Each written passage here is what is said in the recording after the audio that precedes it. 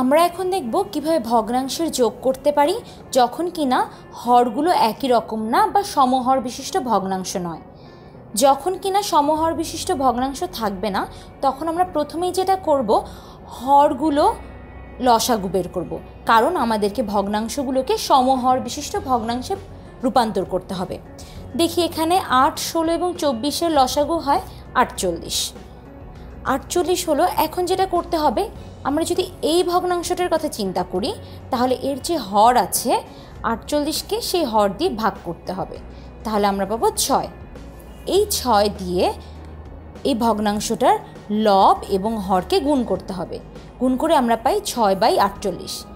এভাবে 3/16কে আমরা 3 দিয়ে গুণ করে পাবো 9/48, 7/24কে পাবো 2 দিয়ে গুণ করে 14/48। আমরা কিন্তু তাহলে সমহর বিশিষ্ট ভগ্নাংশে পরিণত করে ফেললাম।